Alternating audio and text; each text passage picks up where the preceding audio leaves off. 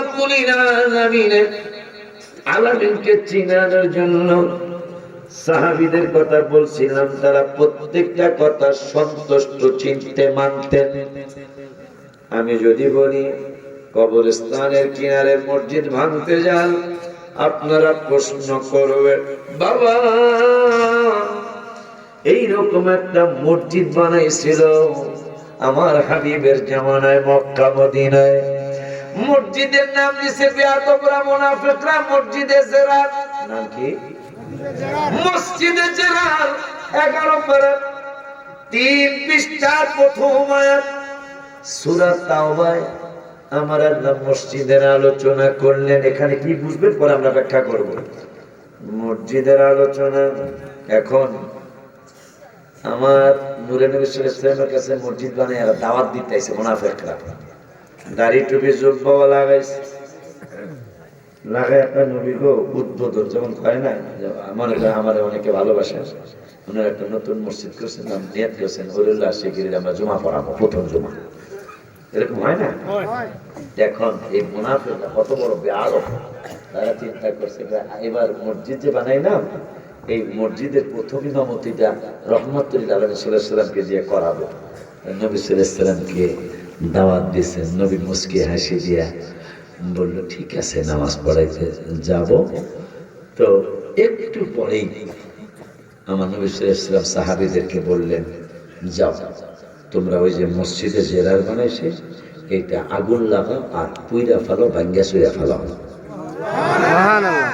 আমি যদি বানতে বলি কত ধরনের প্রশ্ন, থানার পুলিশ আসবে, ওসিডিসি কত কিছু হয়ে যাবে।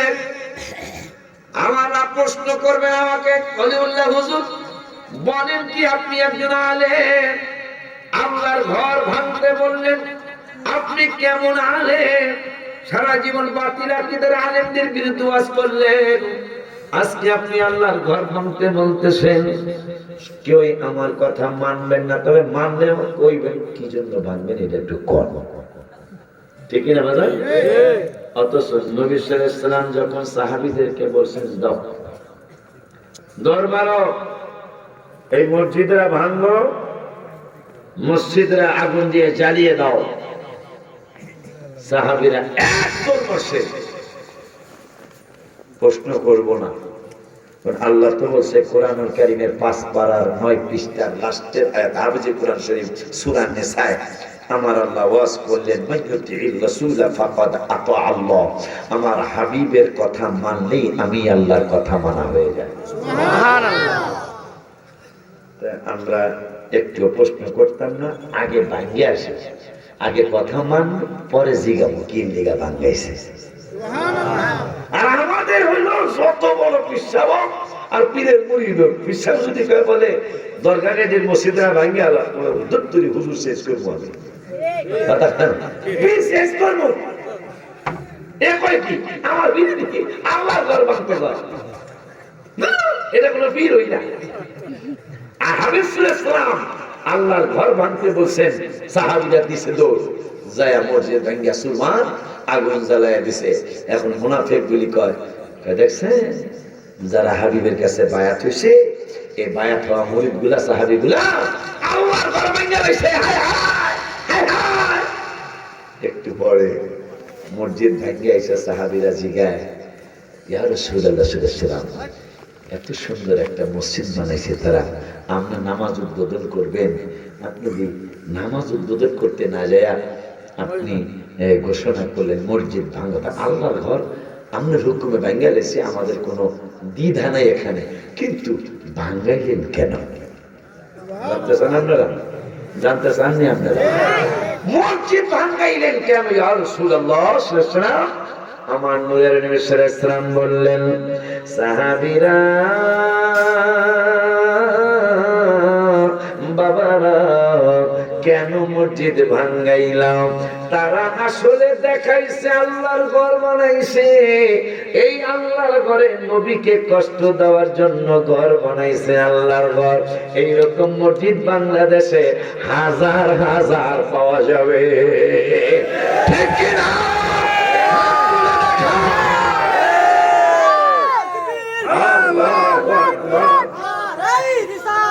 ইয়া রাসূলুল্লাহ আহলে সুন্নাত ওয়াল জামাত জিন্দাবাদ জিন্দাবাদ ওয়াকে আলা হযরত জিন্দাবাদ জিন্দাবাদ এই তাকবীর আল্লাহু আকবার মসজিদ ভাঙছে এখন নবী সাল্লাল্লাহু আলাইহি ওয়াসাল্লামের জিগায় ইয়া রাসূলুল্লাহ আপনার কথায় ভাঙ্গা লাইছি আল্লাহর ঘর কিন্তু কেন ভাঙ্গাইলেন দেখেন এখন শোনার পরেই বুঝবেন এই ধরনের মসজিদ আমি তো হাজার হাজার বছর আমার মনে হিসাব করলে অনেক হবে বানাইছে কিন্তু মসজিদ আল্লাহর ঘর কিন্তু সেখানে রসুলের বিরুদ্ধে কথা বলা হয় এই মসজিদে আল্লাহ তাও বানাইছিল নবীজিকে কষ্ট দেওয়া হচ্ছে অথচ গর্ব তো আল্লাহর ঘর এগুলা বুঝতে হবে বাবা কোরআনের কথা বলছি আমার বাবার আমার নবী সাল্লাল্লাহু আলাইহি ওয়াসাল্লাম কয় আল্লাহ আমাকে গায়েবের খবর দান করেছেন আমাকে গায়েবের ইলম দান করেছেন আমি জানতে পারলাম আল্লাহ আমার অন্তর মোবারক উদয় করে দিয়েছেন কি জানতে পেরেছেন নবী গো এই মুনাফিক দুনিয়া আমার ইমামতির জন্য দাওয়াত করেছেন প্রথম ইমামতিটা আমি করব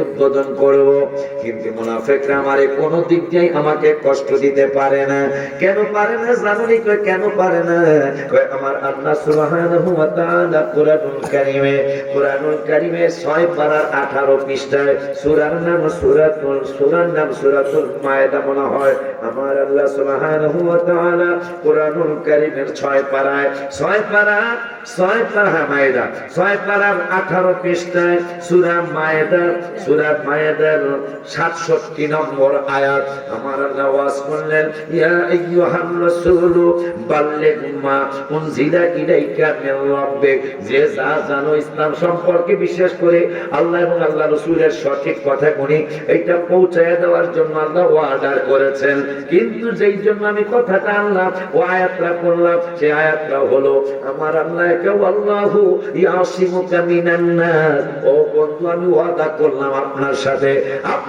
আমি প্রমিস করলাম এই আয়াতটা পড়ে আমার আদরের স্নেহের আলেমদেরকে এই আয়াত পড়া আরেকটা আয়াত শোনায় দেব এরা কারা আজকে যারা জেলে আছে আজকে যারা বিপদে আছে আজকে যারা বিভিন্ন রকমের অন্যায় অপরাধে আলেম তারপর অন্যায় অপরাধে জড়িয়ে যেমন এই মুনাফিকের এক মুনাফিক কাবা শরীফের ইমাম বর্তমানে যেটা ভাইরাল হয়েছে এটা তো সালাফি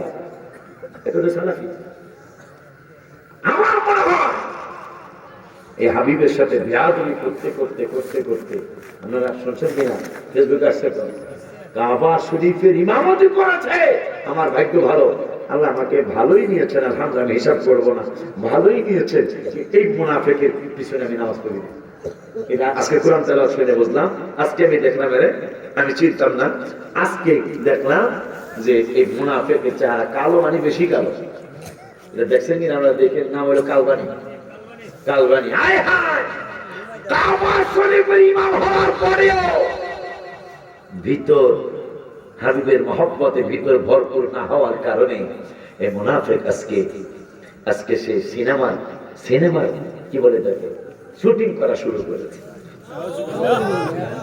আমাদের মুসলমানদের দুর্ভাগ্য এটা বড় কষ্টের কথা যে লোকটার পিছনে একটা জামাতে না হইল 15 থেকে 20 লক্ষ মানুষ নামাজ পড়েছে এই কারবানির পিছনে কার পিছনে মুসলমান নামাজ পড়লো মুসলমানের বরকত কিভাবে হবে বলেন পৃথিবী 17 বারে যে নিদর্শনের কথা বলেছেন আল্লাহ নিদর্শনের মধ্যে সর্বশ্রেষ্ঠ নিদর্শন হলো খানায় কাবা সেই খানায় কাবা ইমাম বেয়াদবি করার কারণে যিনি লন্ডনে গিয়ে বলেছিলেন আছে ফেসবুকে আছে লন্ডনে গিয়ে বলেছিলেন আমার মায়ের দোয়ায় আমি কাবা শরীফের ইমাম হয়েছি আমার মনে হয় লেখালেখি হইতেছে মনে হয় তার মায়ের সাথে কোনো ধরনের বেয়াদবি হয়েছে মা মনে হয় তাকে বদদোয়া করেছে যার কারণে মনে হয় কাবা শরীফের ইমামতিও গিয়েছে এমনকি বাদ করে জুয়া খেলার মধ্যে পর্যন্ত পুলিশ তাকে ধরেছে একমাত্র হাবিবের সাথে বেয়াদবি করার কারণে আজকে আপনারা খেয়াল করে দেখেন যতগুলি আলেম জেলে গেল মনে হয় গত বছর আমি বলছিলাম আজকেও বলে যাই যতগুলি আলেম বর্তমানে জেলে আছে ভালো ভালো আলেম কিন্তু অনেক বড় বড় আলেম তারা আমার শত্রু না আমাদের শত্রু না কিন্তু আজকে তাদের জেলে যারা গেল, খেয়াল করে দেখেন আপনারা, যদি আমার আকীদার বিরোধী কোনো ভাইজানও থাকেন, আপনি আমার ভাই, আমি কোনো গালিগালাজ করি না, একটু খেয়াল করে দেখেন যতগুলি কয়েক হাজার আলেম মনে হয় সারা বাংলাদেশের জেলে আছে, কয়েক হাজার, 1000 না, কয়েক হাজার আলেম জেলে আছে, একজনও মিলাদ পড়েননি আলেম না। একটা চিকন কথা আপনাদেরকে বলে গেল, একজনও না, সবগুলো আলেম ঈদে মিলাদুর রাসূলের বিরোধী। আমার মা বলছে তাদের উপরের লেভেল দেখেন, আমাদেরকে মাজার শরীফে পাওয়া যায় না? এরা আমাকে চেতায়, আমরা বলে মাজার পূজারি, নাউজুবিল্লাহ। আমরা মাজার জিয়ারতকারী। এখন যদি গোয়েন্দা ভাই এখানে কেউ এসে থাকে, গোয়েন্দা ভাই আপনি চিন্তা করেন, আমাকেও পাওয়া যায় মাজারে, আবার কোন ভাইদেরকে পাওয়া যায় হোটেলে। মাজারে পাওয়া ভালো না হোটেলে পাওয়া ভালো, এটা আপনারা বিবেক খাবেন। মাজার শরীফে কি আল্লাহর একজন ওরে জিয়ারতে গেছে, আর সামনে যা কইলাম বাবা, আমার আল্লাহ সুবহানাহু ওয়া তাআলা ওই হাবিবের ব্যাপারে বললেন। হাবিবের ব্যাপারে বলার আগে কোরআনের একটা কথা বলি। 14 পারায় কয় পারা বাজান? একটু জোরে কোন বাজান? এত রাত্রে আপনারা আমাকে কোরআন হাদিস বলতে সুযোগ দিতেছেন, এটা আমি বলবো না অনেকদিন। এত রাত্রে কোরআন হাদিস বলা যায় না, এত রাত্রে একটু গান গজল, মানে গজল টজল একটু বেশি খাওয়া লাগে, কিন্তু আপনারা তো আমাকে কোরআন হাদিস বলতে সুযোগ দিতেছেন, এই জন্য আপনাদেরকে মেনি মেনি থ্যাঙ্কস। আলহামদুলিল্লাহ। ইংরেজি কইলাম, তোমরা তো বড় মনে করো ইংরেজি কইলে মনে হয় বড় হুজুর। না বলা, কোরআন হাদিস যে আলেম বেশি বলবে আল্লাহ মেহেরবানি, সেই আলেম বলে বড় হুজুর। কথা কয় না? একবার বোয়াল মাছ, একবার ফিশ মাছ, একবার ট্যাংরা, একবার ফিশ, এগুলোর বিরুদ্ধে তোমরা, বিশেষ করে তোমরা যুবকরা, তোমরা জানি কেমন হয়ে গেছো, এই হুজুর যখন ইংরেজি বেশি কয়, এই হুজুরই বড় হুজুর। যদি তাই হয়, লন্ডনের যে বেড়ায় জুতায় রং করে, এবার এখন তো কয় হোয়াট ইজ দিস। জুতা রং করতেছে, জুতায় কালি করে, এবার এই জন্য কি সে বড় হুজুর? কথা কন্যা কামিয়া। আমেরিকা বিশ্বের শক্তিধর দেশের মধ্যে সবচেয়ে বড় শক্তিধর দেশ। এই দেশের যে বেড়ায় সুইপার বোঝেননি, পায়খানা সাফ করে, হ্যাঁ বলতে কয় হাউ মাছ। দোকানে যায়, তোরা তো হাউ মাছ বলছো না, কত টাকা? মানে মাছের দোকানে যায়, কয় আমাকে মতন বাংলা ভাষায় তোর কয় না, যে কয় টাকা? কয় how much this fish, how much? অথচ বেড়া কিন্তু পায়খানা সব করে। কথা কন না খেলে গিয়া, তাহলে ইংরেজি কইলেই বড় হুজুর না। কোরআন হাদিস যিনি আল্লাহ বেশি বলাবে, সে তো বলতে পারবে না, সে হলো বড়। আপনাদের দেশের পাশেই এক ভাইজান, আমি গালি দেব না, দেখবেন তার ওয়াজের মধ্যে শুধু যুক্তি যুক্তি যুক্তি, কোনো যুক্তি, শুধু যুক্তি। নাম বলে সবাই চিনবেন, কোরআন হাদিস খুব কম। আর আমাদের আল্লাহ থাকবে, আমরা নাম বলে আর পরিচয় খরচ করে গেল, শুধু যুক্তি দেখবেন, শুধু যুক্তি। দেখেন এই ফখরুদ্দিন ছাত্র থেকে গেলাম না, এখন আমি যেই জন্য আমি আসলাম 14 পারার প্রথম পৃষ্ঠায়, 14 পারার প্রথম পৃষ্ঠায় আমার আল্লাহ ওয়াজ করলেন। এই ওয়াজটা যারা বেয়াদবি করলো রাসূলের সাথে, এরা জীবনে হাজার হাজার ক্যাসেট করেছেন এই আয়াত দ্বারা। যেই ভাইজানরা মিলাদুন নবীর বিরুদ্ধে কথা বলেছিলেন, বলতেছেন, আরো বলার আশা রাখতেছেন, নাউজুবিল্লাহ বলেন। এই ভাইজানরা কোরআনের এই আয়াতরা 14 পারার প্রথম পৃষ্ঠার আয়াতরা জীবনে যে কত জায়গায় ওয়াজ করেছেন, সেটা হলো ইন্না নাহনু নাযালনা যিকরা ওয়া ইন্না লাহু লাহাফিজুন। আমার আল্লাহ বলেছেন, এই কোরআন আমি নাযিল করেছি, এই কোরআন আমি আল্লাহ হেফাজত করব। আমার বড় দুঃখ লাগে, বড় কষ্ট লাগে, কোরআন আল্লাহ নাযিল করেছেন, এই কোরআন আল্লাহ হেফাজত করবেন। এইটা 14 পারার প্রথম পৃষ্ঠার একটা আয়াতে পেয়ে গেলাম। অথচ নবী হেফাজতের কথা কোরআনুল কারীমের 4টা আয়াত আমি শোনায় দেব আপনাদেরকে। রাসূলের হেফাজতের কথা বলছেন আমার আল্লাহ কমপক্ষে 4 জায়গায়। তাদের জীবনে যারা মিলাদুন নবীর বিরোধী, এরা একটা কথাও মনে হয় জীবনের একটা ওয়াজের মাহফিলে আমার নবীকে আল্লাহ হেফাজত করবে, এই ওয়াজ মনে হয় জীবনে একবারও করে না। কিরে বাবা, একটা আয়াত কোরআন হেফাজতের আয়াত, এই আয়াতের ওয়াজ তোমাদের জীবনে বহুবার, অথচ রসুল হেফাজতের আয়াত কোরআনে 4 জায়গায়। এই আয়াত কেন বললে না?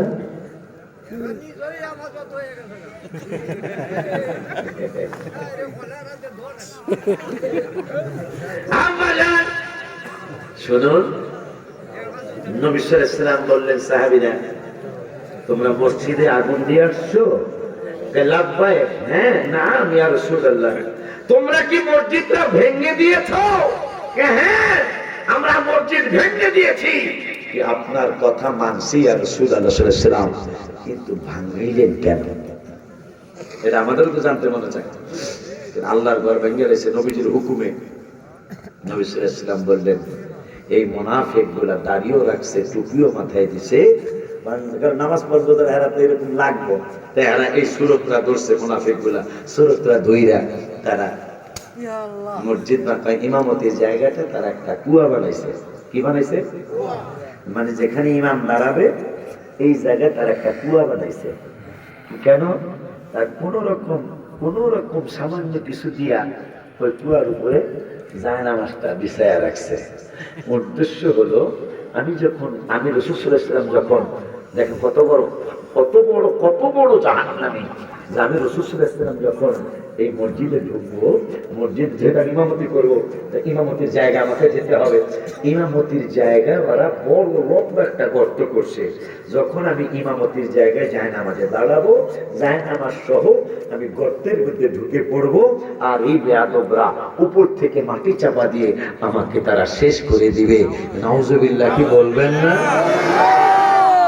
আজকে এই 11 পারা 3 পৃষ্ঠার প্রথম আয়াতের মসজিদে জেরারের ব্যাপারে আমরা জেনে নিলাম যে নুজুলে খাস হুকুমে আম। নুজুলে খাস মানে প্রত্যেকটা আয়াত আলেমরা বুঝবে যে কোনো একটা কারণে নাজিল হয়েছে, কিন্তু এটার হুকুম কিন্তু ওই দিনই শেষ হয়ে যায় নাই, কিয়ামত পর্যন্ত এটার হুকুম একরকম থাকবে।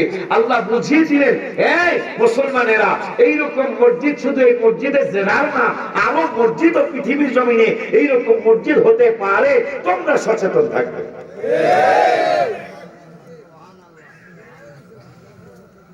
এক মসজিদ বানায় এরকম লোক আছে না? আব্বাজান, এখন একটু রাসূল হেফাজতের আয়াতগুলি শুনি। কোরআন হেফাজতের আয়াত পাইলেন একটা, কয়টা? একটু খুশি হয়ে এখন কয়টা? কোরআন হেফাজতের আয়াত পাইলাম কয়টা? কোরআনুল কারীমের হেফাজতের আয়াত পাইলাম একটা। এখন নবী সাল্লাল্লাহু আলাইহি ওয়াসাল্লামের হেফাজতের আয়াত আমার আল্লাহ সুবহানাহু ওয়া তাআলা কোরআনুল কারীমের 6 পারার 18 পৃষ্ঠায় সূরার নাম সূরাতুল মায়েদা। এই সূরাতুল মায়েদায় আমার আল্লাহ রাব্বুল আলামিন সূরাতুল মায়েদার 67 নম্বর আয়াত আল্লাহ বললেন, ওয়াল্লাহু ইয়াসিমুকা মিনান নাস। হাবিব, আপনি টেনশন করবেন না, আপনি মন ঘাবড়াবেন না, অন্তর মোবারকে কোনো দুশ্চিন্তা আনবেন না। মুনাফিকরা, কাফের, মুশরিক, বেঈমানেরা আপনাকে যতই কষ্ট দেওয়ার চেষ্টা করুক না কেন, আমি আল্লাহ ওয়াদা দিলাম, আমি আল্লাহ প্রমিস করলাম, আল্লাহু ইয়াসিমুকা মিনান নাস। কোন মানুষ আপনাকে, আপনি হাবিবকে অনিষ্ট করতে পারবে না। মারহাবা কর। শুধু গেল 6 পারার আয়াত গেল। এখন আসুন আর একটা আয়াত আমরা পড়ি শুনি। ওই আল্লাহ 15 পারার 5 পৃষ্ঠায় আমার আল্লাহ আবার রাসূল হেফাজতের কথা বললেন। আবু জাহেল, আবু লাহাব, বাটপার, শিকারেরা একদিন আমার নবী সাল্লাল্লাহু আলাইহি ওয়াসাল্লাম মসজিদের ভিতরে কোরআন তেলাওয়াত করতেছেন। এই মুনাফিকরা একজন আরেকজনকে কয়, আবু জাহেল বাটপার কয়, এই আবু লাহাব, এই উতবা সাহেবা শুনে নাও। কয় কি? আমার ভাতিজাতে কোরআন তেলাওয়াত করে। এই কোরআন তেলাওয়াতের আশেপাশে কোন সাহাবীরা আছেনি? কই ছায়া দেখি, কই কোন সাহাবীরা নাই। ওই সুযোগ আর হাতছাড়া করো না। কই কেমনে হাতছাড়া করব না? ওই সুযোগ হাতছাড়া করে আমরা ভুল করব। কই তাহলে কি করতে হবে? ওই যেহেতু সাহাবীরা কেউ পাশে নাই, চলো আমরা তাকে শহীদ করে দেব। নাউজুবিল্লাহ, জোরে বলেন। আমরা তাকে শহীদ করে দিব। কয় কেমনে শহীদ করবো? কাদের নাই, যেহেতু কোন সাহাবী নাই, নবী সাল্লাল্লাহু আলাইহি ওয়াসাল্লাম একা একা কোরআন তেলাওয়াত করে। এই সুযোগটা আমরা হাতছাড়া করব না। এই মুনাফিকরা, কাফেরেরা, বেয়াদবেরা একসাথে অনেক দিনের লোক গেল আমার হাবিবকে কষ্ট দেওয়ার জন্য, হাবিবকে শহীদ করার জন্য। নাউজুবিল্লাহ, জোরে বলেন। হাবিবকে শহীদ করার জন্য গেলেন। আমার নবী সাল্লাল্লাহু আলাইহি ওয়াসাল্লাম কোরআন তেলাওয়াত করতেছেন। এমন অবস্থায় হঠাৎ করে এই মুনাফিকরা আবু জাহেল, আবু লাহাব সবাই যখন কাছাকাছি গেল, কাছাকাছি যাওয়ার পরে কোরআন তেলাওয়াত শুনে আমার নূরের নবীকে দেখে না। এখন কাফেররা একজন আওয়াজ শোনা যায়। স্বাভাবিক, ভাই বোনের করলে আমরা আক্রমণ করতে গেছে, আপনারা আমার একটু আক্রমণ করতে গেছেন। এখন আক্রমণ করতে হলে দেখতে হইব না, নাহলে আন্দাজে কই পারবে। কথা ঠিক কিনা? এখন একজন আর একজন আওয়াজ তো শুনে দেই না। মারহাবা কর, মারহাবা। বেটা তোদের জীবনে বহুবার এই আয়াত পড়েছে 14 বার, যে ওয়ালা ইন্না নাহনু নাযালনা যিকরা ওয়া ইন্না লাহু লাহাফিজুন। এই কোরআন আমি নাযিল করেছি, আমি হেফাজত করব। অথচ নবীকে আল্লাহ পাঠিয়েছেন, আল্লাহ রাসূলকে হেফাজত করতেছেন, করেছিলেন। ওই আল্লাহর হেফাজতে, রাসূলের হেফাজতের আয়াত তারা জীবনে একবারও পড়ে নাই। মানে এরা রাসূলের সাথে কত শত্রুতা নেই। আমি আপনার বাস্তবে দেখতেছি না তো, ঠিক না স্বপ্নে দেখতেছি? বাস্তবে, বাস্তবে না। আব্বাজান, আব্বাজান কবুজে আওয়াজ শোনা যায়। আবু জাহেল আওয়াজ শুনে কমতে দেখি না। সুবহানাল্লাহ, জোরে কর। এখন যখন দেখে না এরা একজন আর একজনকে তিরস্কারি মস্কারি করে, আইলাম লিডারের কথা হাবিব রহমাতুল্লাহ আলাইহি সাল্লামকে দেখি না। কথা তো ঠিকই, আবু জাহেল একটা লজ্জা করে গেছে, কারণ আমি আমনা মারান দেখি আমি দেখে না মারবো কেমনে। যখন যাইব নবী সাল্লাল্লাহু আলাইহি ওয়াসাল্লাম ওই কোণার থেকে মসজিদের আরেক কোণায় গেছে, মনে যাওয়ার পরে আবার দেখা যায়, আবার দূরে গেছে, কাছাকাছি যাওয়ার পরে আর দেখে না। আমার আল্লাহ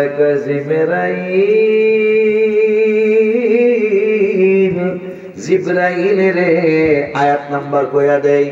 কোরআনুল কারীমের 5 পারায়, হাফিজি কোরআন শরীফের 15 পারায়, হাফিজি কোরআন শরীফের 5 পৃষ্ঠায় 3 নম্বরের আয়াত, 4 নম্বরের আয়াত। আর সূরার নাম সূরাতুল বনী ইসরাঈল। সূরাতুল বনী ইসরাঈলের 45 নম্বর আয়াত। আমার আল্লাহ একটা বন্ধু, ওয়া ইযা ক্বারাতাল কুরআনা জাআলনা বাইনাকা ওয়া বাইনাল্লাযীনা লা ইউমিনুনা বিল আখিরাতি হিজাবাম মাসতুরা। ও বন্ধু, আপনি যখন কোরআন তেলাওয়াত করেন, আপনি যখন কোরআন তেলাওয়াত করবেন, আমি আল্লাহ ওয়াদা দিলাম, ওয়াদাটা হলো বন্ধু গো, আপনি কোরআন তেলাওয়াত করবেন, লা ইউমিনুনা বিল আখিরা। আপনি কোরআন তেলাওয়াত করার সময় লা ইউমিনুনা বিল আখিরা, যারা আখিরাত মানে না, কিয়ামত বিশ্বাস করে না, কিয়ামতের উপর ঈমান আনে না, ওই মুনাফিকরা যদি আপনাকে কষ্ট দেওয়ার জন্য যায়, আমি আল্লাহ ওয়াদা দিলাম হিজাবাম মাসতুরা, আপনার সামনে আর তাদের সামনে আমি একটা হেজাব লাগায়া দিব, একটা পর্দা লাগায়া দিব। তারা আপনারে কষ্ট দিতে যাবে, পর্দা দেখবে, আমার নূরের নবী সাল্লাল্লাহু আলাইহি ওয়াসাল্লামকে দেখবে না। খুশি নেই? খুশি। আমরা তো এরকম। আপনি কি চিন্তা করতে পারেন? এই কথাটা আমি অনেকবার বলেছি পাওয়ার পরে, গত কয়েক বছরের মধ্যে বা কম বেশি বছরের মধ্যে শুনলে আশ্চর্য হবে। ভারতে 10,000 লোক কবিতা প্রতিযোগিতা দিল, আমার রসুলের শানে। মারহাবা। আপনারা আশ্চর্য হবেন আব্বাজিরা, 10,000 কবিতা লেখক আমার রসুলের শানে কবিতা প্রতিযোগিতা হয়েছে। এর মধ্যে যিনি 10,000 কবিতার মধ্যে যিনি ফার্স্ট পুরস্কার দিয়েছেন, তিনি কিন্তু বাংলার জমিনের ধর্মমন্ত্রী নয়, পাকিস্তানের ধর্মমন্ত্রী নয়, আফগানিস্তানের ধর্মমন্ত্রী নয়, সৌদি আরবের ধর্মমন্ত্রী নয়, মালয়েশিয়ার ধর্মমন্ত্রী নয়, ইন্দোনেশিয়ার ধর্মমন্ত্রী নয়। যিনি 10,000 কবিতার মধ্যে ফার্স্ট পুরস্কার নিয়েছেন, তিনি ভারতের মুখ্যমন্ত্রী। কি চিন্তা করতেছেন? কাদের কথা শুনতেছেন? একটা আলেম কি আপনার আমার কবরে যাবে? কথা বলে জানা যাই তো যায় না, গেলে তো মোনাজাত দিতে চায় না। মোনাজাত কার কাছে? আল্লাহুম্মা আল্লাহুম্মা, হে আল্লাহ। সুবহানাল্লাহ। আজকে যিনি আমাদের মাহফিলের সভাপতি, চেয়ারম্যান, নবনির্বাচিত চেয়ারম্যান, হ্যাঁ আমি তো জানি না, মাশাআল্লাহ। কিন্তু আজকের ব্যাপারে আসছে 3 জন কালকে মারা গেছে। কয়জন? এই যে চেয়ারম্যান ভাই, ওনারা সাক্ষী রেখে হচ্ছে, এই যে টোটাল 46 জন মারা গেল সারা বাংলাদেশের ইউনিয়ন পরিষদ নির্বাচনে চেয়ারম্যানই মেম্বারের কারণে। আমাদের মারা যায় না। মাশাআল্লাহ, মাশাআল্লাহ। এই যে 46 জন মানুষ মারা গেল, 46টা পরিবার, বাচ্চাগুলা এতিম হলো। চেয়ারম্যান ভাই কতটুকু করতে পারবেন? কারণ উনি একটু চেয়ারম্যান, উপজেলা চেয়ারম্যান না। চেয়ারম্যান ভাই এই বাচ্চাগুলো এতিম যারা হলো, তাদের কি করতে পারবেন? করতে পারবেন। ওই যে মাসে একটা কার্ড আছে, কি জানি কার্ড, সরকার থেকে দেয়, চাল পাওয়া যাবে। কথা বিজিটি কার্ড দিবে, 1 বস্তা 30 কেজি, পাওয়া মনে হয় 50 কেজিও না, 30 কেজির 1 বস্তা চাল দিবে, আর সামান্য কিছু সুযোগ সুবিধা দিবে। কিন্তু যেই পাগলাটা চেয়ারম্যান ভাইয়ের জন্য মারা গেল, জীবন আর আসতে পারবে না, তার বাচ্চাগুলি যতদিন বাঁচবে আল্লাহ দয়া করে সেটা ভিন্ন কথা, কিন্তু তারা কোনো সময় না খেয়ে থাকবে, কোনো সময় তারা ভালো খাবে, কোনো সময় খারাপ খাবে। অথচ দেখেন এই চেয়ারম্যান আর মেম্বার ভাইয়ের জন্য এই 46 আশপাশে আসছে, 46 জনই পর্যন্ত মারা গেছে। আর তো নির্বাচন বাকি রয়েছে। আমরা আখাউড়ায় আর কসবায় নির্বাচন হয় না। এই আখাউড়া আর কসবায় বনরিত ব্রাহ্মণ ভাইয়া, তাই না, এখানে নৌকার প্রতি দিতেছে না। সরকার সিদ্ধান্ত নিয়েছে নৌকা দিব না। এদিকে দিব না যে হেনে বহুত মারামারি হওয়ার সম্ভাবনা। কসবা আর আখাউড়া, এটা বাবা বুঝ করে চলতে হবে বাবা। এই যে বাচ্চাগুলি 46টা পরিবার এতিম হয়ে গেল বাচ্চাগুলা, এই বাচ্চাগুলা কাকে বাবা ডাকবে? আর আজকে আর একটা খবরও আছে, বাবা তোমরা নেশা করে যারা, আমি অনুরোধ করছি তোমাদের একজন মুরব্বী হিসাবে, এটা বড় খারাপ একটা লাইন। আজকের ব্যাপারে আসছে, বাবাও নির্বাচন করতেছে, মায়ও নির্বাচন করতেছে, আর ছেলে একটা নেশাখোর, খালি জ্বালাইতেছে। বাবা আর মায় মিললে গত রাত্রে না 2-3 দিন আগে, বাবা আর মায় মিললা যে নেশাখোর ও যখন আমাকে শান্তি দিতেছে না, এই কালকে পুলিশ আসে, 10 দিন পর পুলিশ আসে, যাওয়ার মধ্যে আছে, আর মাঝে মাঝেই টাকা পয়সার জন্য আমাকে উপর চড়াও হয়। গত 3 দিন আগে বাবা আর মা, যেই মা পেটে রাখছে সেই মা মিলে, বাবা আর মা মিলে দুটো নির্বাচনে দাঁড়াইছে, ছেলেরা জবাই করেছে। গত বছরের আগের বছর কুমিল্লা মেঘনা থানায় আমি ওই গ্রামে মাহফিল করছি। ছেলে দুশ্চরিত্র, তাও নিজের ঘরে, আর ভেঙে বললাম না, বুঝে নিতে হবে, নিজের ঘরে দুশ্চরিত্র। বাবা মা নিজে ধরে ফেলেছে। বাবা মা কয়, যেহেতু আমার ঘরকে সে ছাড়লো না, আমার ছেলে হইয়া এই ছেলে দরকার নেই। গত বছরের আগের বছর মেঘনায় ওই গ্রামে আমি মাহফিল করছি। আমি আশ্চর্য হয়ে গেছি, পরে শুনলাম বাবা আর মা করে, যেহেতু আমার ঘর রক্ষা পেল না, বুঝতেই পারতেছেন, ভেঙে আর বললাম না, আমার নিজের ঘর আমার এই নেশাখোর ছেলের কাছ থেকে রক্ষা পেল না, এই ছেলে মাইরা যদি জেলে যাইতে হয় যাবো, তাও যাবো না। গত বছরের আগের বছর মেঘনা থানায় এই ঘটনা ঘটল। অনুরোধ বাবা, এই যে বাবা আরো কি আস্তাগফিরুল্লাহ, এগুলা খাইয়া, এগুলা কিনিয়া তোমরা জীবনে কোনোদিন শান্তি পাবা না। যদি বড় লোক গরিবের সন্তানের মতো দেখাইতে মনে চায় তাহলে এগুলোর মধ্যে ঢুকবা। এগুলার পুরস্কার আছে কিছু। পুরস্কার হলো 1 নম্বর পুরস্কার হলো মৃত্যু। এই নেশার পুরস্কার আছে অনেকগুলা পুরস্কার। 1 নম্বর পুরস্কার মরণ, 2য় নম্বরের পুরস্কার হাঁপানি কাশ, 3য় নম্বরের পুরস্কার যক্ষা, 4র্থ নম্বরের পুরস্কার টিবি। টেলিভিশন না, কিন্তু টিবি একটা রোগ আছে, ঠিক নিও। অনুরোধ আমার ছেলের মতো যারা, তারা তাদের প্রতি নির্দেশ, আমার বড় যারা, আপনাদের অনুরোধ, এই লাইনটা বড় খারাপ লাইন। এগুলোর মধ্যে ঢুকলে মানুষের হিতাহিত জ্ঞান থাকে না। তোমার আগামী দিনে চেয়ারম্যান ভাই একদিন বয়স হয়ে যাবে, আমাদের একদিন বয়স হয়ে যাবে, তোমরা তখন চেয়ারম্যানের মতো যুবক হবে, আমার মতো যুবক হবে, তোমাদের দ্বারা এই দেশ পরিচালনা হবে। তুমি যদি এই ফালতু লাইনে চলে যাও, তুমি দেশ পরিচালনা করতে পারবে না। তুমি মেম্বার চেয়ারম্যান হওয়ার পরেও দেখা যাবে তুমি জনগণের খেদমত করতে পারবে না, কারণ তোমার ব্রেনে কাজ করবে না। আমার আল্লাহ সুবহানাহু ওয়া তাআলা কুরআনুল কারীমে বললেন, ওয়া ইযা ক্বারা'তাল কুরআনা জা'আলনা বাইনাকা ওয়া বাইনাল্লাযীনা লা ইউমিনুনা বিল আখিরাতি হিজাবাম মাসতুরা।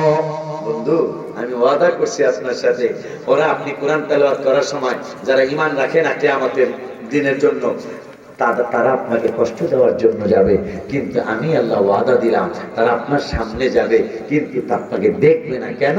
আমি আপনার সামনে আর তাদের সামনে একটা পর্দা লাগাই দিব। তারা সামনে যাবে, পর্দা দেখবে, আপনাকে দেখবে না। আমি আপনাকে হেফাজত করব। সুবহানাল্লাহ, জোরে বলেন মারহাবা। এই আয়াতগুলি চিন্তা করে যেই মানুষগুলি আমার রাসূলের সম্মান করলো, তার মধ্যে একটা ঘটনা কয়েক বছরের মধ্যে ঘটলো। 10,000 কবিতা,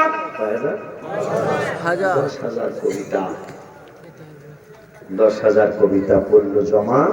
চেয়ারম্যান ভাই জাজমেন্ট মনে করেন, বাবা জাজমেন্ট, আমার মনে করেন জাজমেন্ট বানাইছেন, আমার আগের আলমগীর সাহিব তাকে জাজমেন্ট বানাইছেন।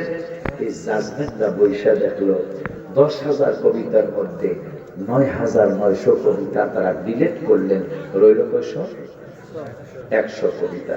কিন্তু আমার প্রশ্ন হলো, যিনি ফার্স্ট প্রাইজ দিলেন ভারতের মুখ্যমন্ত্রী, তিনি কবিতাটার মধ্যে লিখছিলেন কি? জানতে মনে চায় না? কি লিখছিলেন যে তিনি 10,000 কবিতার মধ্যে তিনি ফার্স্ট প্রাইজ দিলেন? তিনি লিখছিলেন কি? এই ওয়াজটা আমি কয়েকটা মাহফিলে করেছি। তিনি লিখলেন কি শোনেন? তিনি লিখলেন ফরস থেকে আরশ, আরশ থেকে ফরস। খেয়াল করেন, ফরস মানে জমি, ফরস থেকে আরশ, আরশ থেকে ফরস, আসমান থেকে জমি। তার কবিতা যিনি ফার্স্ট হয়েছে 10,000-এর মধ্যে, আসমান থেকে জমিন, জমিন থেকে আসমান, উত্তর থেকে দক্ষিণ, পূর্ব থেকে পশ্চিম, সূর্য চন্দ্র তারকারাজি। এখন সূর্যের একটু সীমানা নেওয়া লাগে। তিনি কি লেখলেন যে সূর্যটা কত বড়, যে 13 লক্ষ দুনিয়ার বাচ্চাদের দ্বারা পরে ওদেরকে জিজ্ঞাসা, 13 লক্ষ পৃথিবী একসাথ করলে যা হবে একটা সূর্য তত বড়। 13,000 না, 1300 না, 13 লক্ষ দুনিয়া একসাথ করলে যা সূর্যটা তত বড়। কিতাবে আসছে, কোরআন হাদিস বই পুস্তক বিজ্ঞানীরা প্রমাণ করেছেন যে লক্ষ লক্ষ নয়, কোটি কোটি সূর্য চন্দ্র একসাথ করলে একটা তারার মতো হবে। তারা কিন্তু আমরা ঝিকিমিকি দেখি, কিন্তু কোটি কোটি সূর্য, 13 লক্ষ দুনিয়া সমান একটা সূর্য, আর কোটি কোটি সূর্য একটা চন্দ্র, একটা তারকার সমান। এখন আসমান কিন্তু 500 বছরের রাস্তা মোটা, প্রথম আসমান, মাঝখানে 500 বছরের রাস্তা ফাঁকা। এইভাবে 7টা আসমান, 5,3500, 3,500 বছরের রাস্তা মোটা, আর 3,500 বছরের রাস্তা খালি। তাইলে 7,000 বছরের রাস্তা হলো 7 আসমান, এই 7 আসমানের ফাঁকা। এরপরে এই 7 আসমানের পরে জিবরাইলের বাড়ি, জিবরাইলের বাড়ি 70,000 নূরের পর্দা। এক একটা পর্দা মোটা হইল 500 বছরের রাস্তা, আবার মাঝখানে ফাঁকা হইল 500 বছরের রাস্তা। এইভাবে আগুনের পর্দা 70,000, পানির পর্দা 70,000, অন্ধকারের পর্দা 70,000। এই 70,000 খালি হইল 70,000, খালি হইল মোটা 70,000। এতে দেখা যায় এই 70 মিলে 70 যাই ডাবল হলো 5,40,000 বছরের রাস্তা। এই 5,40,000 বছরের রাস্তার পরে সিদরাতুল মুনতাহা। এখন এই 13 লক্ষ দুনিয়ার সমান সূর্য, কোটি কোটি সূর্যের সমান একটা তারা, আর কোটি কোটি তারা নয়, মিলিয়ন বিলিয়ন তারা, সূর্য, চন্দ্র। এই 5,40,000 বছরের রাস্তা হইল শুধু পর্দাগুলি। এই সব কিছু মিলাইয়া যত বড় হবে, জিবরাইলের বাড়ি, জিবরাইল যেখান থেকে আল্লাহর পয়গাম শুনে, জিবরাইলের বাড়ি সিদরাতুল মুনতাহা। এই সব কিছু সে বড় লেখলো কি মুখ্যমন্ত্রী শোনেন। এরপরে এখন এই সিদরাতুল মুনতাহা 5,40,000 বছরের রাস্তা কত দূর হতে পারে?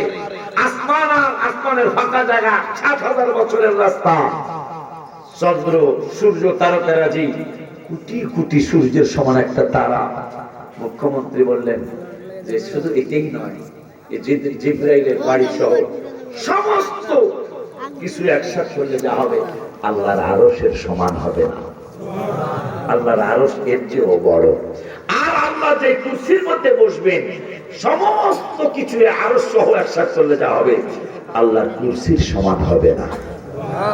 এখন এই পাগলে লেখলো কি শোনেন, এই পাগলে লেখলো এই যে হিসাব করলাম যেগুলা, এই সব কিছুর ব্যাপারে মুখ্যমন্ত্রী লেখলো। আমার রসুলের শানে আজকে আলেমরা নবীর শানের বিরুদ্ধে কথা বলে, আর ভারতের মুখ্যমন্ত্রী, ইন্ডিয়ার মুখ্যমন্ত্রী, তিনি লিখলেন যে যত কিছু তোমরা হিসাব করলাম, ওই সমস্ত হিসাবের জিনিসগুলি যদি স্বর্ণ দিয়ে ভরে দেওয়া হয়, মণিমুক্তা দিয়ে ভরে দেওয়া হয়, ডায়মন্ড দিয়ে যদি ভরে দেওয়া হয়, আমার যদি একটা দাড়ি পাল্লা দাঁড় করানো হয়, এই দাড়ি পাল্লার মধ্যে একটা পাল্লায় যদি এই আরশ, কুরসি, লৌহ কলম, চন্দ্র, সূর্য, তারকাদারি, আসমান, জমিন আর জিবরাইলের বাড়ি সহ সব কিছু যদি স্বর্ণ দিয়ে ভরে দেওয়া হয়, ডায়মন্ড দিয়ে ভরে দেওয়া হয়, এই সব কিছু এক পাল্লায় যদি দেয়, এক পাল্লায় দেওয়ার পরে আর একটা পাল্লা তো অপর পৃষ্ঠে আছে, অপর জায়গায় আছে, আর একটা পাল্লায় যদি নবী সাল্লাল্লাহু আলাইহি ওয়াসাল্লামের জুব্বা মোবারক নয়, রহমাতুল লিল আলামিনের টুপি মোবারক নয়, নবী সাল্লাল্লাহু আলাইহি ওয়াসাল্লামের বডি মোবারক নয়, নবী সাল্লাল্লাহু আলাইহি ওয়াসাল্লামের একটা চক্ষু মোবারকের আংটি, হাত মোবারকের আংটি মোবারক নয়, নবী সাল্লাল্লাহু আলাইহি ওয়াসাল্লামের জুতা মোবারক নয়, আমি ভারতের মুখ্যমন্ত্রী ঘোষণা করছি, আমাকে যদি এই সমস্ত কিছু ভর্তি স্বর্ণ ভরা যে পাল্লা, আর রহমাতুল লিল আলামিন সাল্লাল্লাহু তাআলা আলাইহি ওয়াসাল্লামের জুতা মোবারক নয়, নবী সাল্লাল্লাহু আলাইহি ওয়াসাল্লামের জুতা মোবারকের ধুলি মোবারক যদি অপর পাল্লায় দেওয়া হয়, আর আমি মুখ্যমন্ত্রীকে যদি সারা বিশ্বের মানুষ যদি বলে, এ ভারতের মুখ্যমন্ত্রী, তোমাকে আমরা একটা কথা জিজ্ঞেস করতে চাই, এই যে আরশ ভর্তি স্বর্ণ, কুরসি ভর্তি স্বর্ণ, এই যে সিদরাতুল মুনতাহা ভর্তি স্বর্ণ, 13 লক্ষ দুনিয়া সমান সূর্য, এই সূর্য ভর্তি স্বর্ণ, কোটি কোটি সূর্যের সমান একটা তারকা, এই সমস্ত তারকারাজি ভর্তি স্বর্ণ, আরশ, কুরসি, লৌহ কলম সব কিছু ভর্তি স্বর্ণ, এই স্বর্ণগুলি যদি এক পাল্লায় দেওয়া হয়, আর অপর পাল্লায় যদি মুসলমানদের নূরের নবী সাল্লাল্লাহু আলাইহি ওয়াসাল্লামের জুতা মোবারকের ধুলি মোবারক যদি অপর পাল্লায় দেওয়া হয়, আর আমি মুখ্যমন্ত্রীকে যদি বলা হয় তুমি কি স্বর্ণের পাল্লাটা নিবে নাকি মুসলমানদের নূরের নবী সাল্লাল্লাহু আলাইহি ওয়াসাল্লামের জুতা মোবারকের ধুলি মোবারকের পাল্লাটা নিবে, আমি বলবো স্বর্ণ, ডায়মন্ড, মুক্তা আমার কাছে তুচ্ছ, আমি মুসলমানদের নূরের নবী জুতা মোবারকের ধুলি মোবারকের পাল্লাটাই আমি গ্রহণ করবো। সুবহানাল্লাহ কি বলবেন? আপনাকে চিন্তা করতে পারেন। আর মুসলমানদের আলেমরা ওই নবী সাল্লাল্লাহু আলাইহি ওয়াসাল্লাম সম্পর্কে কত ফালতু কথা বলে, কত বাটপারি সিটারি কথা বলে। আর ভারতের মুখ্যমন্ত্রী আমার রাসূলের শানকে 10,000-এর মধ্যে তিনি ফাঁস করে নিয়ে গেলেন। এই ধুলি মুবারকের কত দাম জানেন? কত দাম! যে ধুলি মুবারক পাওয়ার জন্য আল্লাহর আরশ কেঁদেছিলেন। সুবহানাল্লাহ। ওই নবী সাল্লাল্লাহু আলাইহি ওয়াসাল্লামকে যারা ভালোবেসেছে তারাই কিন্তু হয়েছে গাউসুল আজম। সুবহানাল্লাহ। ওই নবীকে যারা ভালোবেসেছে তারাই হয়েছে আব্দুল কাদের জিলানী। ওই নবীকে যারা মহব্বত করেছে তারাই হয়েছে খাজা মঈনুদ্দিন চিশতি। যারা ভালোবেসেছে তারাই হয়েছে বাহাউদ্দিন নকশবন্দি। যারা নবীকে মহব্বত করেছে তারাই হয়েছে মুজাদ্দিদ আল ফিসানি। সুবহানাল্লাহ। আমি আশ্চর্য হয়ে যাই। দশের কয়েক ওযু করার জন্য নামাজ পড়বেন, ওযু করার জন্য বালতি দিয়া নিচের থেকে পানি উঠে দেয়। এখন পানি উঠেছে, পানি উঠানোর পরে দেখতেছেন ভাল লাগতেছে, কিন্তু উঠে দেখতেছেন পানিগুলা স্বর্ণ। এখন দশের আকাশের দিকে তাকায় বলতেছেন, আল্লাহ আমি তো স্বর্ণের জন্য বালতি ফালাই নাই, আমি তো এটা ফালাইছি আল্লাহ উজু করার জন্য পানি আনার। পানি দিবা, পানি উঠবে, আমি পানি দিয়ে উজু করব। আমার আল্লাহ পানির জন্য স্বর্ণগুলি রেখা পানির জন্য আবার বালতি ফালাইছেন। বালতি ফালানোর পরে এখন এবারও বালতি ভাল লাগতেছে, মনে হয় পানি উঠতেছে। উঠার পরে দেখতেছেন এবার জান্নাতি ফলমূল আসছে। আল্লাহ আমি তো ফলের জন্য বালতি ফালাই নাই, তুমি আমাকে ফল দিলা কেন? আমাকে পানি দাও। ওই গসে পাক উজু করে পরবর্তীতে পানি আসছে। পানি আসার পরে তিনি উকি মেরা পানিগুলি দেখবেন, হঠাৎ করে দেখতেছেন পানিগুলি উপরে উঠে ওনার ঠোঁট যেখানে পানি সেখানে আইসা ওনার ঠোঁটের সাথে মিলছে। ওই গসে পাক কবরে যাওয়ার পরে কবরে যখন গেছে একটা বেজাল লাগছে, এই ওয়াজটা পুরানো ওয়াজ। কবরে গেছে একটা বেজাল লাগছে, ফেরেশতারা এসে কয় মান রব্বুকা, গসে পাক এদিকে এরা কয় আল্লাহকে কোন? গসে পাক এদিকে তাল হেনা, তাল মানি আসো, হেনা মানি এখানে, এখানে আসো। কাইছি তো দুজনে দুই হাত দিয়া ধরছে, কিতাবে আসছে দুই হাত দিয়া ধরছে। তোমরা কি মুসলমান? অবশ্যই মুসলমান। সালাম দিলা না কা? সালাম দিলে না কা? মুসলমানের এক নম্বর কাজ তো সালামের পরে কালাম। আমিও মুসলমান, তোমরাও মুসলমান, সালাম দিলে না কেন? I am sorry. I am sorry কই আমি কইলাম আর কি, আই এম সরি, দুঃখিত, মাফ করে দেন। একটুকু মাফ এত তাড়াতাড়ি হবে না। কি করবেন দেখলেন? আল্লাহ যেদিন তো বলে মিটিং করছিল আমাকে খলিফা হিসেবে দুনিয়া বাড়াইব, তোরা ফেরেশতারা বিরোধিতা করছিলি কেন?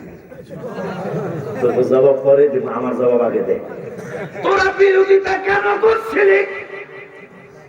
এখন এই দুইজন উত্তর তো নাই। এরা কইতেছে তাই এই কথা কি আমরা দুইজনে কইছি আর সবাই কইছে না?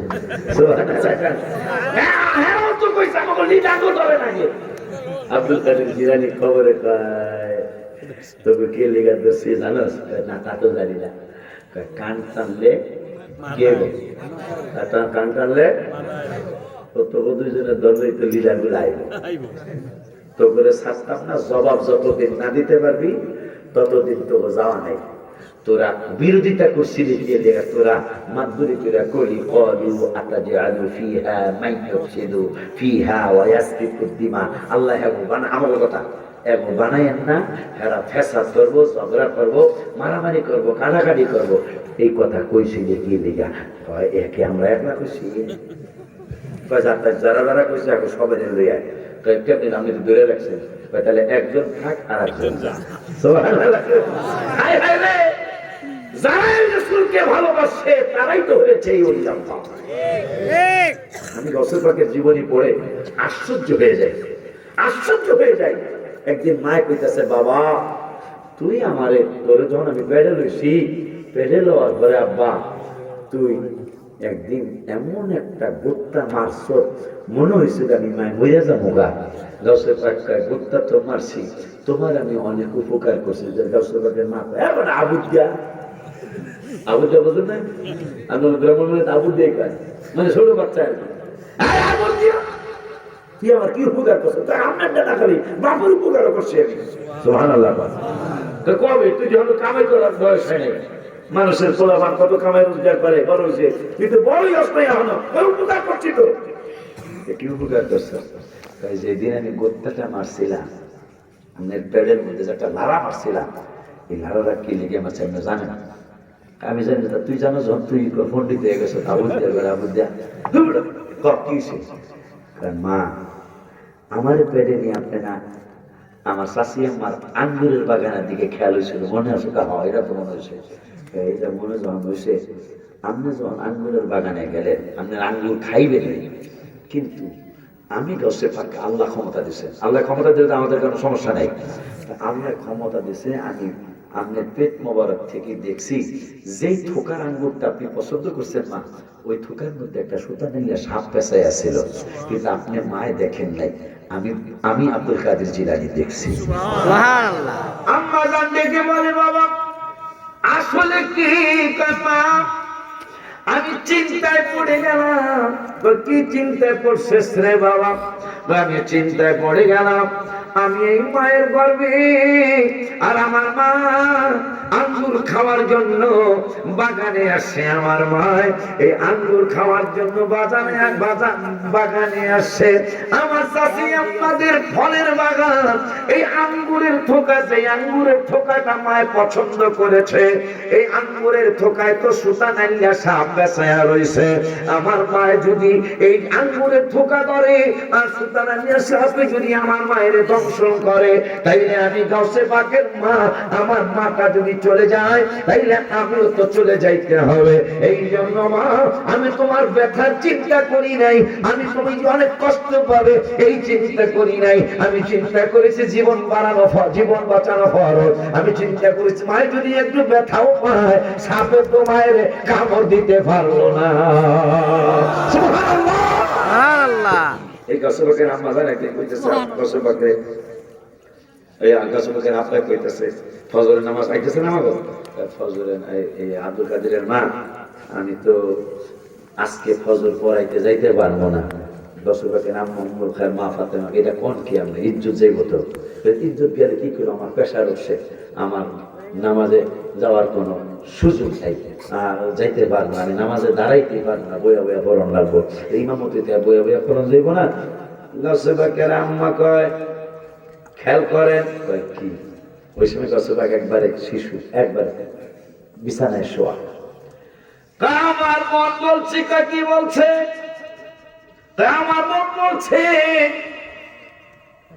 এই আব্দুল কাদের, যার নাম আব্দুল কাদের লিখলেন, শাহাদাত আঙ্গুলি মোবারক উঁচু করে রেখেছেন, আমার মন বলছে আমার আব্দুল কাদের আপনারে চিকিৎসা করতে চায়।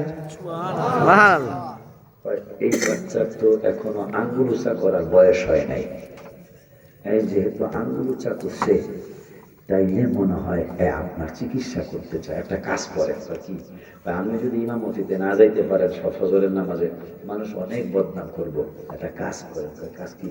কাজটা হলো এই আঙ্গুল উঁচা করে রাখছে, বাচ্চা হইল মাত্র কয়েকদিনের বাচ্চা, আঙ্গুল জনসা করে রাখছে, কপালটা একটু সোয়া লাগান তো, কপাল সোয়া লাগাইয়া বড় বিশ্ব হুজুরের বাপ কয় আমি নামাজ পড়াইয়া আসি।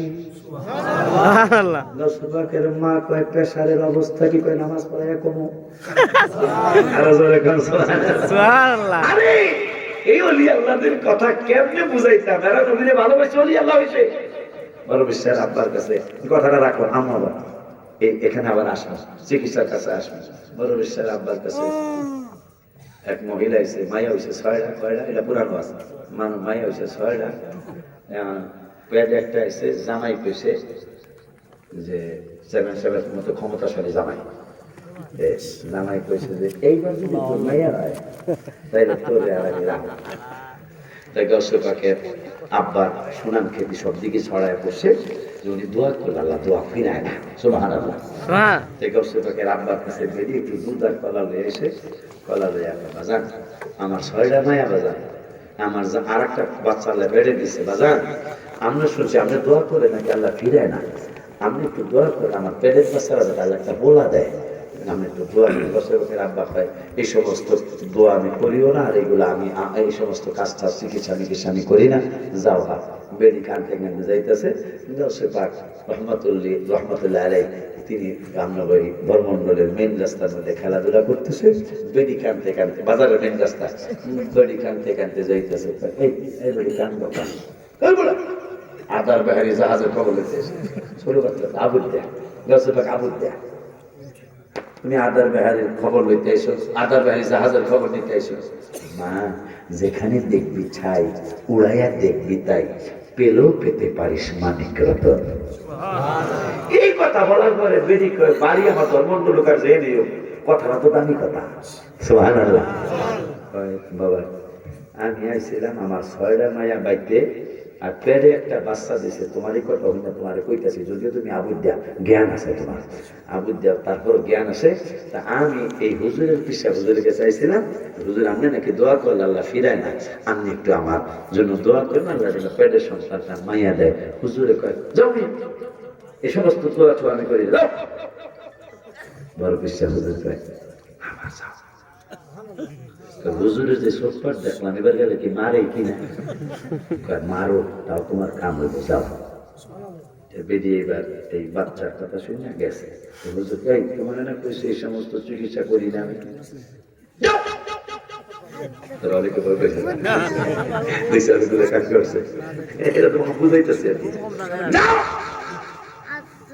আমি সমস্ত চিকিৎসা করি না।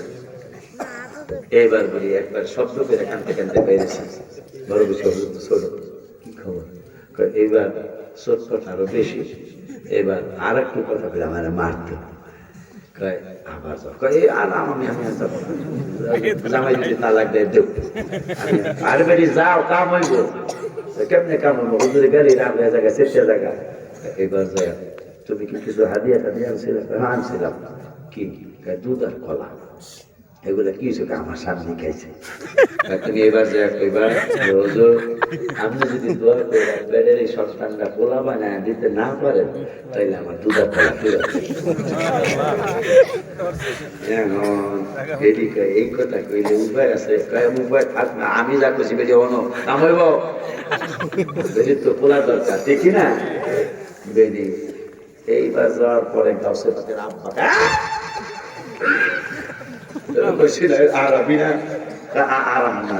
আমার কথা শোনেন আপনি। কি কথা? আমি যে দুধ কলা আনছিলাম এগুলা খাইছি, খাওয়ানো লেগে আনছো না? দোয়া করি আল্লাহর দরবার এটা পাশ করে দিবে, নাইলে দুধ কলা ফেরত দেয়। তোর বাড়ি ধর্মন্ড, এই বুদ্ধি তোর মাথায় আসার কথা না রে। তোর চেহারা শুরুতে কয় না যে তুই এত বুদ্ধি আলা মহিলা। তোর এই কথা শিখে দিয়েছে তোর মায়ের আল্লাহ। কিশোরগঞ্জের ভাষা ধর্মন্ড তোর বাড়ি বেরি, তোর চেহারা শুরুতে কয় না তো তুই এত জ্ঞানী। এই কথা তোরে শিখাই দিছে, কে কথা মেরালাম। বাজারের রাস্তায় এনে একটা ছোট্ট বাচ্চা খুব জ্ঞানী, জ্ঞানী কে ডাক। এই যতবার পাঠাইছে এই পোলাই পাঠাইছে আমাদের, যতবার পাঠাইছে ওই পুতেই ওই পোলাই আমার পাঠাইছে। আমার বাইরে না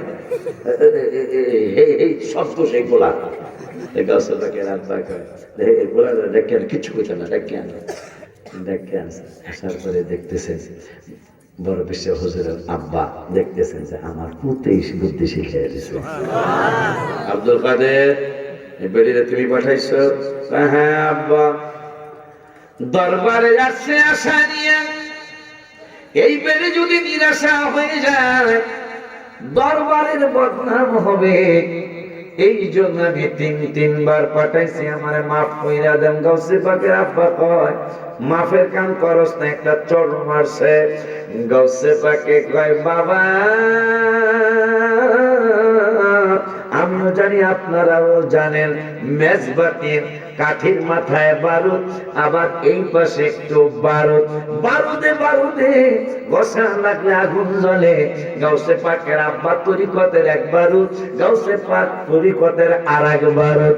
যখন গাউসে পাকের বাবায় গাউসে পাকের গালের মধ্যে চর মেরেছে, গাউসে পাক আব্বা একটা চর মেরেছেন, একটা চরে এই মহিলার বড় উপকার হয়ে গেছে। তবে আর চর মাইলেন না, কারণ আর একটা চর মারলে পৃথিবীর বিভিন্ন বড় ধরনের ক্ষতি হয়ে যাবে। সুবহানাল্লাহ। গাউসে পাকের আব্বা স্টপ হয়ে গেছে, কারণ ওনার ওই যে আঙ্গুলের কথা মনে হয়েছে, ছোট কালে যে আঙ্গুল মোবারক লাগতে দেরি, আমি নামাজ পড়াই আসি। শুনবেন এগুলা জি কইতাম ওই একটু দেরি হইব। ওই সেভেন ভাই আর আগাইতাম আর আগামী একেবারে ভালো হয়েছে। আরে একই তো ভোট দেওয়া দরকার। আর বেটা দেখছে রাত পর্যন্ত একটা রুগুলো হয়ে যেতেছে, এরপর কই না মারহাবা। এই কথাগুলো কি শোনাইতাম? জি শোনাইলে একটা কাজ করে দিই, আসলে শুনবেন? জি কারা কারা শুনবেন? সবাই ইনশাআল্লাহ। আসলে তো শুনবেন? হাত নামান দিয়ে দেই, শুনুন না, বাড়ি পরীক্ষা করে দিই। আগামী বছরের মাফিয়ার মাইকের খরচটা এখানে দেন দিই। হুজুর ওয়াদার উঠুক না, হুজুর ওয়াদার দেন। আমি 24 বছরের বক্তা, তো দেই আজকে কি আছে। কিন্তু এইটা কইলে বিশেষ করে হবিগঞ্জ, এই রামমোহন আলমগীর থেকে হবিগঞ্জ এলাকায় আল্লাহ আল্লাহ, আমি যত বছর আসলাম কালেকশনের কথাটা খালি মুখ দিয়া কইলি। হবিগঞ্জ সোনারুঘাট এই বাহুবল, এই যতগুলো থানা আমি মাহফিল করলাম, হবিগঞ্জ শহর শহর কার কথা মানে কালেকশনের কথা কইলি। হ্যাঁ, মোনাজাতের লোক পাওয়া যায় না, কিন্তু ধর্মমন্ডলীতে আশা করি না আমি। আপনারা কি কেউ আছেন যে যদি এই ছেলেরা, আমাদের নূরে মদিনা সুন্নি যুব সংগঠনের ছেলেরা মাহফিলটা যদি করে, করবোই তো ইনশাল্লাহ। আর আমি অনেক ধন্য আজকের মাহফিলে এসে, আমি অনেক ধন্য। কেন জানেন? আমার প্রায় ৭০তম মাহফিলে আনে নাই, ৯০তম মাহফিলও আনে নাই, জান্নাত ৮টা, আমাকে ওরা এই যুবকেরা ৮তম মাহফিল আমাকে এনেছেন। এটা আমার জন্য বড় একটা সুনসিব, আলহামদুলিল্লাহ। আলহামদুলিল্লাহ। ৭তম মাহফিল চেয়ারম্যান, ধর্মমন্ডলের ইউনিয়নের চেয়ারম্যান শফিক ভাইজান, আগামী বছরের মাইকের খরচটা যা লাগবে, মা নাই মেনিয়ামতরা তুমি নিয়ে গেছো আল্লাহ। ওনার মাকে তুমি জান্নাতের মেহমান বানায়ো, বাবাকে সহ হজ করার নসিব করে দিও। এই দানের বরকতে মায়ের কবরটাকে জান্নাতের টুকরা বানাও, ভাবিকে সহ ভাতিজা ভাতিজিগুলো সহ আল্লাহ চেয়ারম্যানি 5 বছরের মধ্যেই তুমি আমার ভাইটারে হাজি বানাইয়া দিও। আমি